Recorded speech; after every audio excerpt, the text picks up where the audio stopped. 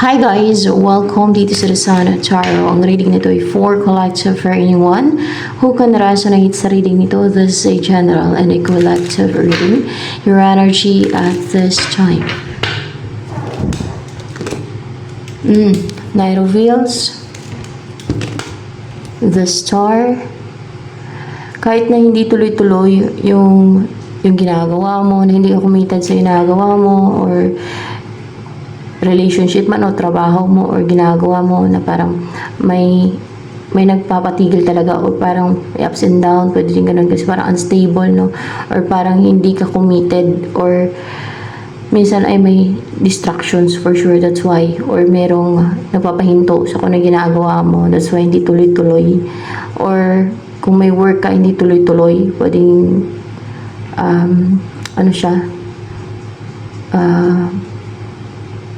may end contract, pwedeng ganun, basta may ganun na mangyayari sa buhay mo. Or kung may ginagawa ka o may trabaho ka ay nahihinto, natitigil, hindi tuloy-tuloy yung gawa mo, parang palaging may mangyayari na magpahinto sa'yo, na magpapigil sa'yo, na magpatigil sa'yo sa ginagawa mo, yung ganun ba?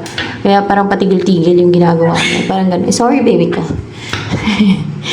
Nandiyan pala sa ilalim. So, siya galit. Tumayo yung tingin niya.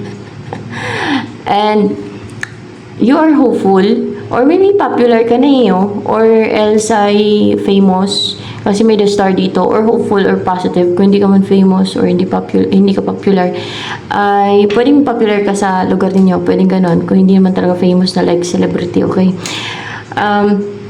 You are positive, no? You are inspired. Yan. Nangangarap. Walang masama mangarap pa. Hindi masama ang mangarap.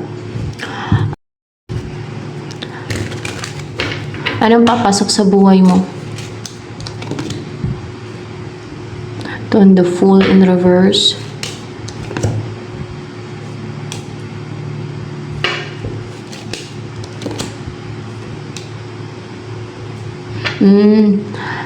Someone na natakot mag-risk. Fearful. Kasi in reverse. Fearful. Natakot mag-risk. Natakot mag-take na leap of faith. Ayaw mag-take na leap of faith. Hindi siya ganun ka-positive na mag-take na leap of faith. Hindi siya ganun ka-brave na mag-take na leap of faith. Clouded yung judgment niya. Kaya naging aloof siya. Yan ang papasok sa buhay mo. Or nag-ghosting. Nag-ghosting siya ngayon, no? Clarified by 8 of Wands, pati in reverse, oh. Nag-hold back na i-message ka nga, eh. Takot na i-message ka, or may reason niya kung bakit na-isolate yung sarili niya, kung bakit naging aloof yan, or kung ginughosting ka man yan ngayon. May reason yan. Baka ginagawa ng spell ng iba. May gumagawa sa kanya na spell para magkaganyan siya. Wala naman. May gumagawa ng deceit dyan. Kung hindi man spell, baka deceit. Deceit. Yeah. Hindi spell, may ginagawa sila. Deceit. Pwedeng manifestation. Hindi. Witchcraft. Witchcraft. Hindi siya witchcraft, ill-wishing. Parang ginagawa nila ang lahat, ill-wishing. Ini-ill-wish nila. Ill-wishing. Nang-ill-wish. In-embody mo energy ngayon, pero yun ang darating sa'yo. There is a loving energy na may liwanag na nakasurround sa'yo, na yan na provide ng protection and liwanag, no, sa aura mo para hindi makalapit yung dark energy. Dark energy. Dark energy. Yeah, dark energy yan siya. Yung hindi makalapit sa iyo dahil merong liwanag na hindi makadikit, hindi makalapit sa yung dark energy. Kasi may liwanag na nakatutok sa iyo at parang loving light. Parang gano'n kasi may heart eh. No? Heart sa protective energy. Liwanag siya. Liwanag. Lalo kung sinisindan ka ng iba ng mga dark energy, kung ginagawan ka nila ng witchcraft, ay hindi yan makapenetrate basta-basta sa'yo pag may ganyan. No? And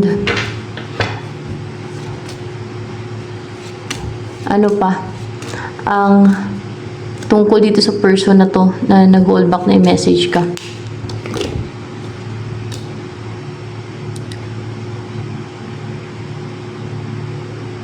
What's the Seven of Swords here?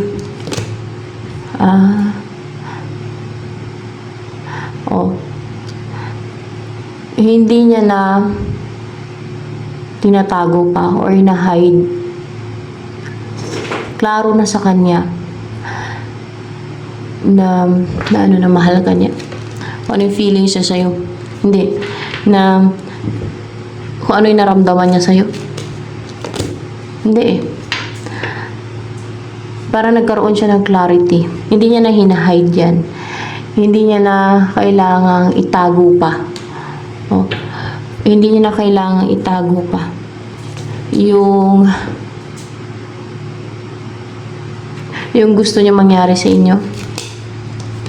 Ayun. Yung gusto niya mangyari sa inyo na makasal kayo. Na makasal kayo. Yun ang gusto niya. O interesado siya makasal kayo. Hindi niya na hinahide yung gusto niya na makasal kayo. Ayan. A message for you.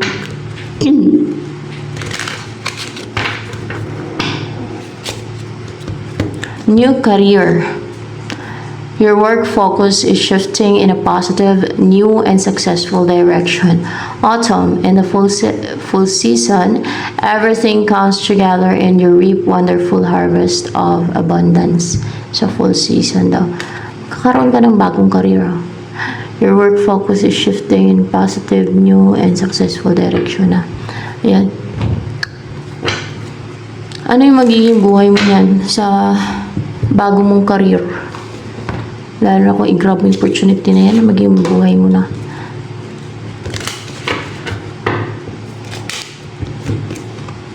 Maging mayaman ka, panay ka sakay sa barko, ship eh. O sa cruise ship niyan. Kasi maging mayaman yung buhay mo. Ibig sabihin, kikita ka ng malaki talaga dyan. Napaka-abundante ng kikitain mo. Na magbibigay sa'yo ng mayaman na buhay, prosperous na buhay, kumpleto, no? Siguro may malaking bahay ka, maraming bahay. Di ba? 10 of Diamonds sa'yo, or parang 10 of Pentacles. Magkaroon ka siguro ng iyate, no? Kung swertein ka ng gusto eh, di ba? O kaya ay magkaroon ka ng maraming properties, yung maging napakayaman mo. Yan. Na parang mala fairy tale yung maging buhay mo. Yan. Malaki yung kikitain mo dyan sa bago mong career. Yan, palagi kang sasakay sa bangka o ship, no? And maging napaka-yaman na ng buhay mo. Yan, sa bago mong career. Kasi kikita ka ng malaking pera dyan o masaganang pera. Ano pa ang maging buhay mo? Lady. Pero simple ka lang. Simple ka lang. Kahit na maging napakayaman mo, simple ka lang. Gano'n naman talaga ang mga kadalasan na mayayaman. Maliban lang sa mga vlogger, no? Kasi yung vlogger talaga ngayon na yung vlogger na talaga na yumaman sa vlog ha, yung mga malaki ang vlogger na, ganun. Ay social talaga guys, no? At puro na nga retoke. Social. Oh. Pero ikaw, you know what? Yung mamayaman like sina Henry C, yung mamayaman, yumaman sa negosyo, mga simple lang talaga yan sila eh. Huwag nyo lang isama yung mga vlogger kasi iba yung vlogger, mga yumaman sa vlog, no? Mga social lang talaga. Iba yung yumaman sa negosyo, yung talagang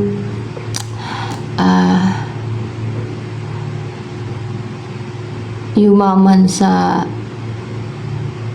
sabihin natin siguro hard work, or basta wag lang sa vlog kasi karamihan ng vlogger talaga mga sosyalin na talaga ngayon, di ba? Mga vlogger ng mga malalakihan na afford na nila yung maraming buhay, syempre kumita sila ng malalaki na yan. At shala na sila guys, yung mga vlogger na malalakihan na yung kanilang mga kinikita ba, yung mga alam niyo na sinorte kasi yan sila sa buhay nila. Pero katulad ni na Warren Buffett, mga billionaire, no? Yung mga napakayaman talaga na mga tao. Simple lang yan sila Kahit man damit-damit.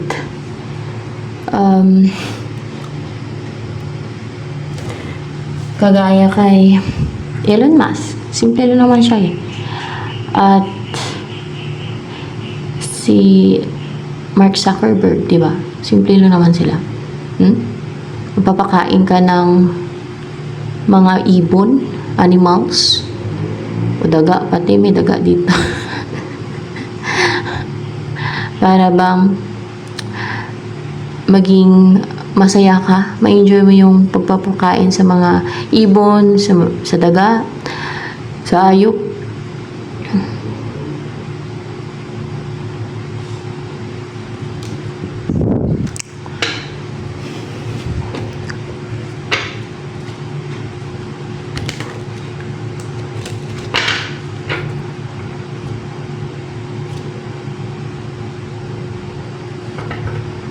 Ano pa ang about sa'yo?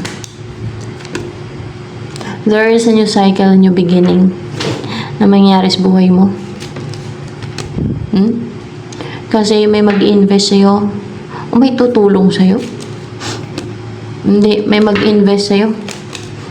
Yun ba? May mag-invest sa'yo guys. Mag-i-invest. Yun na yun, yung person mo kanina na gusto kang mapangasawa. Yan ay mag-i-invest sa'yo. At ano naman ang feeling sa'yo ng person na yan? Itong person mo na to. Sana ba? Itong nag-hold back na mag-message. Anong feeling siya sa'yo ngayon? Ang bigat. Puno siya ng baggage. Ang bigat-bigat ng dala-dala niya. Ang bigat-bigat ng nararamdaman niya.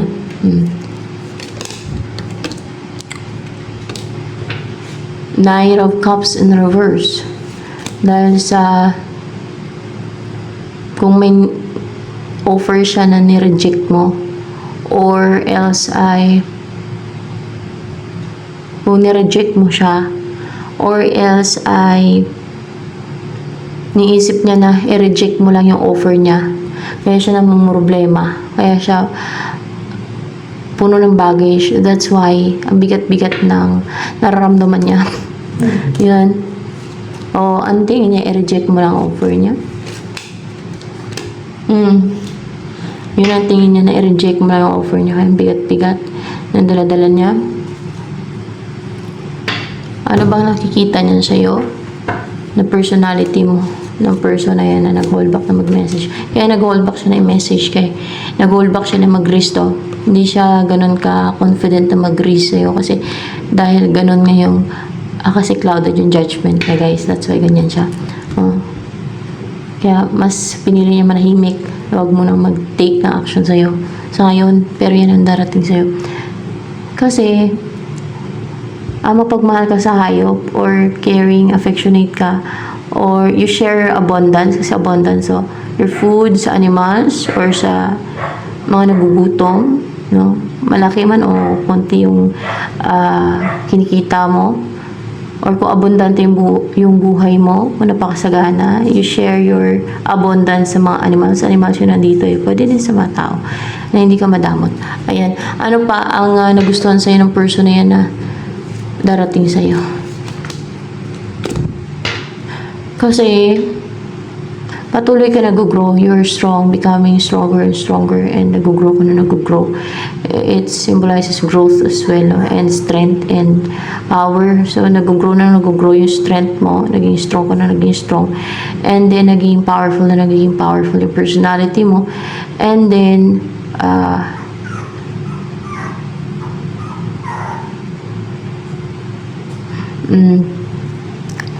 mas lalo ka naging fierce. Mas lalo kang naging courageous. May color blue dito. Mas lalo kang naging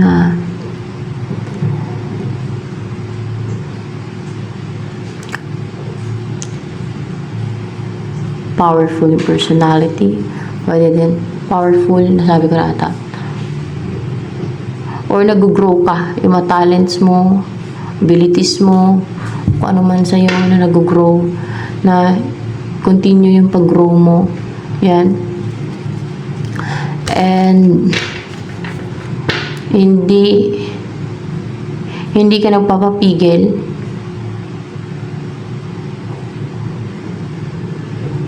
Patuloy ka nag-grow. Ayan. Ano pa ang nagustuhan sa'yo ng person na yun na darating sa'yo?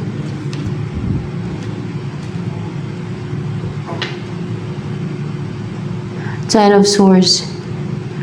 What's the Sign of Swords here?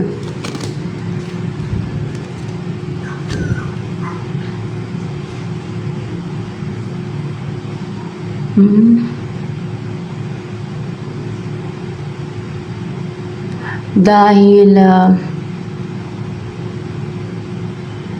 kahit na may mga nananraidor sa'yo, kahit nasasaktan ka, titiis mo lang. Hindi ka nag-give up. Ayan.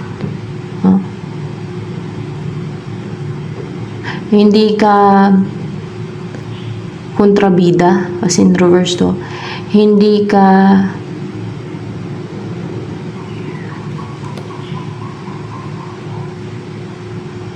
yung nagre-rejoice sa sufferings ng iba. Yan.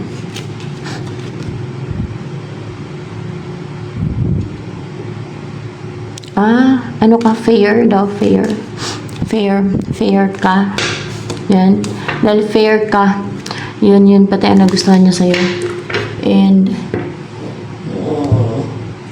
yan ang sign na matalino yung isang tao. Fair. Kasi alam niya yung tama sa mali, no? Or aware siya palagi na kung ano yung tama sa mali.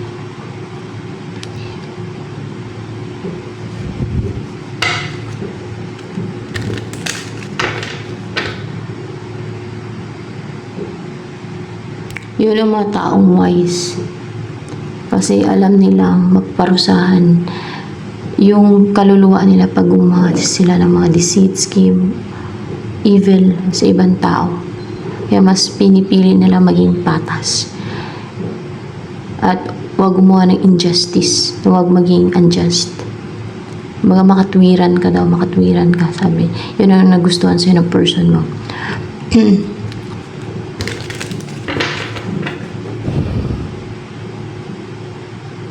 So, ano yung dreams and goals mo matutupad? Ang may magmahal sa'yo o ang may in-love sa'yo ng todo yung person mo na yan? Hindi. Ang mag-emotional sa person mo? Ang mag-emotional siya sa'yo at may in-love siya sa'yo? Hindi, ang mag-take ng action siya sa'yo. Ang mag-take siya ng action sa'yo. May clue na kasi ako eh.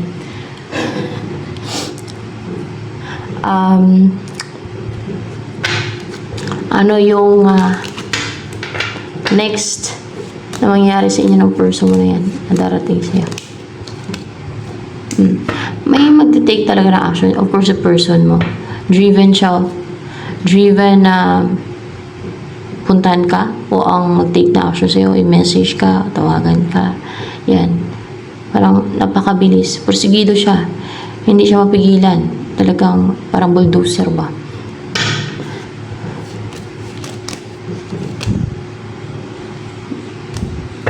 May offer siya na something stable, and maging consistent yan sa pag-offer sa'yo.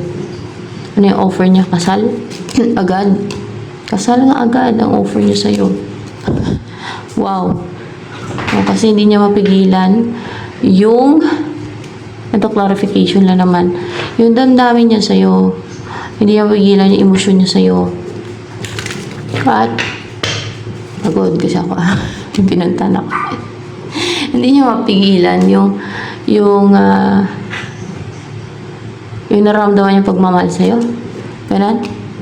Hindi. Yung need ka niya sa buhay niya. Baka yung, hindi. Hindi niya mapigilan yung desire niya na makasama ka. Baka ganun. Hindi. Hindi niya mapigilan yung pagiging emotional niya pagdating sa'yo.